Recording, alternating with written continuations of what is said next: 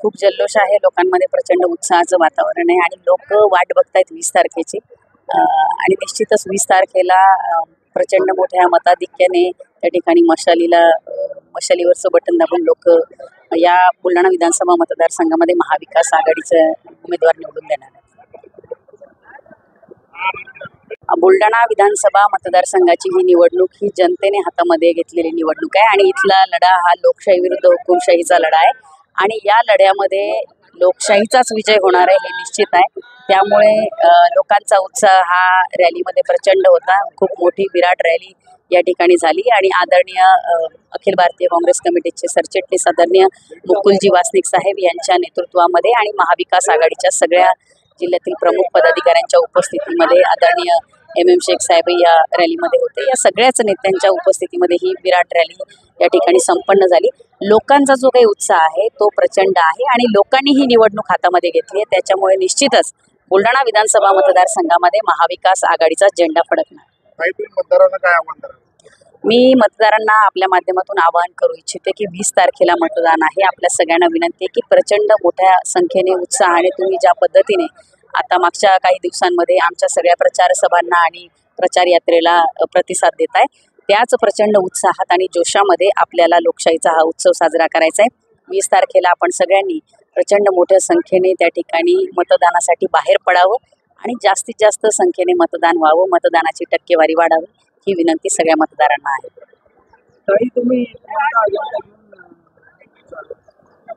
या बुलढाणा विधानसभा मतदारसंघामध्ये मागच्या 5 वर्षामध्ये विकास कामं झाली नाहीत. केवळ विकास कामांचा ढोल वाजवला गेलाय. मोठमोठे आकडे सांगितले गेले. त्या आकड्यांच्या आडमध्ये प्रचंड मोठा भ्रष्टाचार झालाय जो जनतेलाही लक्षात येतोय आणि जनता त्यांचा हिशोब चुकता केल्याशिवाय राहणार नाही. भविष्यामध्ये मला जनतेने संधी दिल्यास या बुलढाणा विधानसभा मतदारसंघामध्ये शेतरस्त्यांचे 100% कामं केली जातील.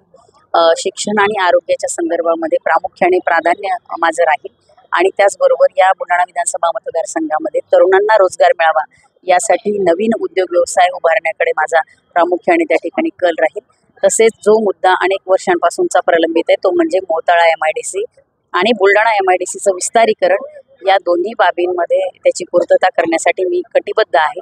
महिलांच्या सक्षमीकरणासाठी मी कटिबद्ध आहे आणि विशेषत्वाने महाविकास आघाडीने जाहीर केलं आहे की महाविकास आघाडी सत्तेत जर आली तर शेतकऱ्यांच्या शेतीमालाला हमीभाव दिला जाईल. सोयाबीनला 7,000 रुपये हमीभाव दिला जाईल असं त्या ठिकाणी महाविकास आघाडीच्या वतीने आदरणीय मल्लिकार्जुनी खरगे साहेबांनी जाहीर केलंय. अनेक वर्षांपासूनचा प्रलंबित असलेला कर्मचाऱ्यांचा प्रश्न तो म्हणजे 2004-2005ची जुनी पेन्शन योजना, ही योजना लागू केली जाईल असं स्वतः आदरणीय शिवसेना प्रमुख उद्धवजी बाळासाहेब ठाकरे यांनी बुलढाणा येथील सभेमध्ये सांगितलंय. EPSची योजना असेल, ह्या सगळ्याच बाबींच्या संदर्भामध्ये महाविकास आघाडी ही वचनबद्ध आहे आणि नक्कीच त्यामध्ये आम्ही हे काम करून दाखवू. महिलांसाठी महालक्ष्मी योजनेच्या माध्यमातून दर महिना महिलांना 3,000 रुपये दिले जातील.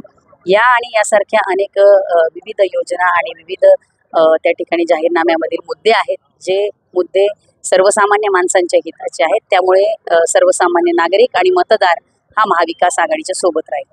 काल नाथाभाऊची सभा झालेली, काय सांगता?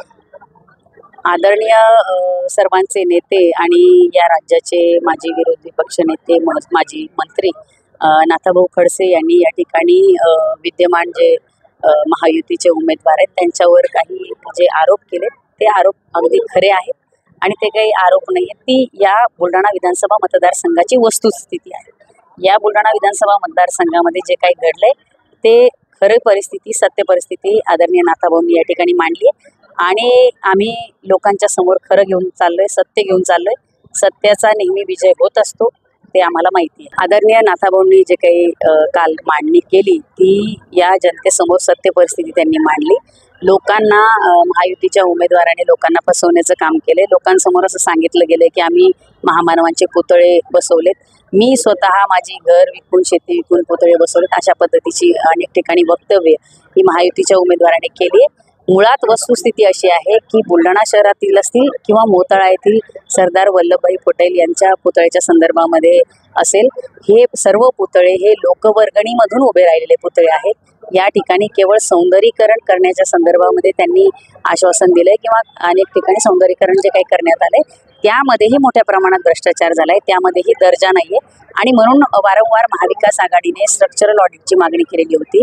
या महामानवांचे पुतळे असतील किंवा प्रतिमा असतील, या आमच्या अस्मिता आहेत. त्याच्यामुळे भविष्यामध्ये आमच्या अस्मितांना कुठेही ठेच पोहोचू नये, त्याची कुठेही विटंबना होऊ नये, यासाठी आम्ही कटिबद्ध आहोत.